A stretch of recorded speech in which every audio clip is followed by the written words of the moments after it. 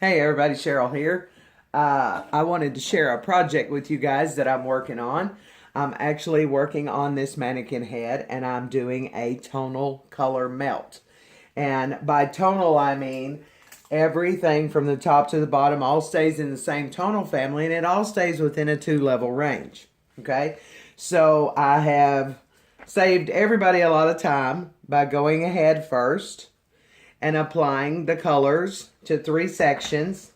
And now I'm going to show you in this section my technique. I'm only using 3 brushes and 3 colors. One is going to be a standard color application brush from Matrix.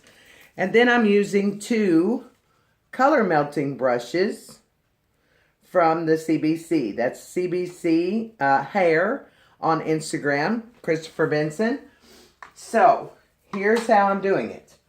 Now, I'm making sure I've only got a limited amount of product on my brush.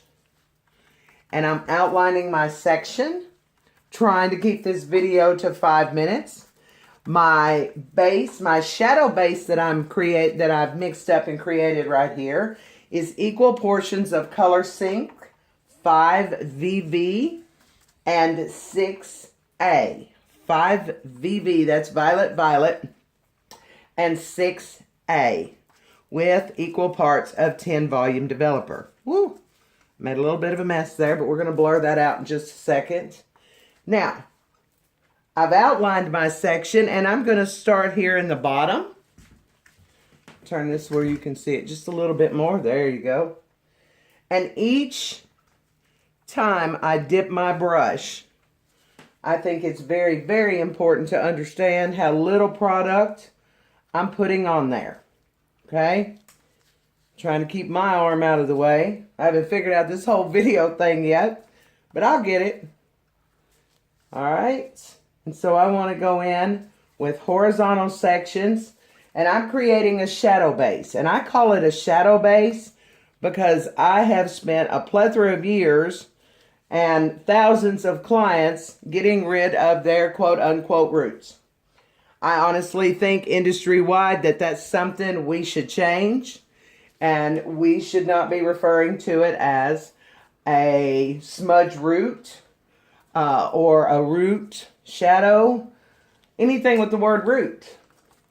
And I find that my clients are much more receptive to it when I say, okay, let's create a beautiful shadow base and give you some depth and dimension.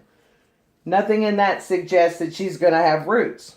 Now, be clear, I speak with her very honestly and very clearly that I'm going to show her pictures of the final outcome, and I'm going to show her from the top, the back, the side, so on and so forth. Okay?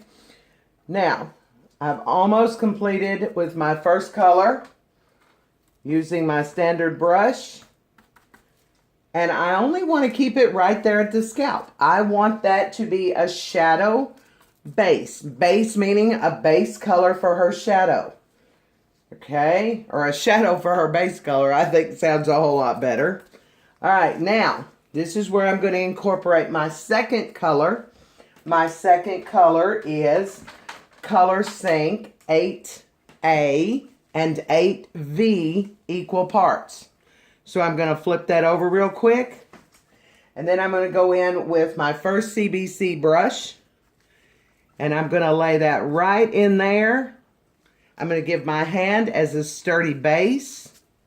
And all I want to do is I want to make sure I've got some product on mine because I don't want to drag a lot of my original tone down, or color down into it. They're all in the same tonal family. Okay? So I want to come down there. Occasionally, I might want to wipe my brush just to make sure that I'm not bringing too much in there. All right. Dip in my brush. Now, the reason I want to stay on tone is because I want it to be a seamless melt all the way down. We see lots of techniques using a lot of different fashion colors, and that's fabulous. But not everybody wants fashion colors. So we can do it with natural blend as well. And this is what I prefer to do when my clients start this time of year saying, well, I want to go a little bit deeper, a little bit darker for fall. Typically in the past, I did a lot of lowlights to create that for them.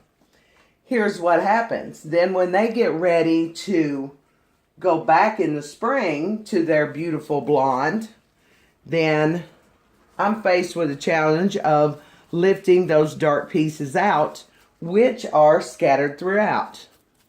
So I find if I stay on tone throughout the hair shaft, top to bottom, now I'm going to use my next CBC brush, and I'm going to incorporate my hands more this time now, and I'm going to load my brush with the product. I'm going to, here at the bottom, it won't matter as much whether I'm using my brush vertically or horizontally because those sections are thinner. As I go up the shaft, that section will get up a little bit wider there. Then I want to use the purpose of the brush and hold it horizontally. Okay? And then I want to continue to work my way through this section. And I want to make sure that all of this is melted seamlessly down into the ends. Now, could I do that all without these brushes? Absolutely. But what you'll see when I publish the final look on Instagram is you will see the seamless blend, and it prevents you from having to worry about any spots anywhere. So I want to work this on down.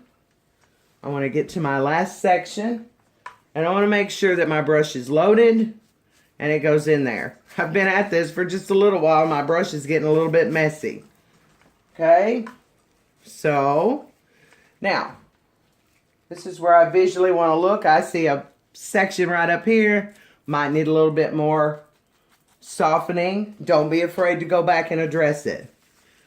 All right, so look for the results on Instagram at color1up, COLOR, the number 1 and up. Thanks, and everybody have a great day.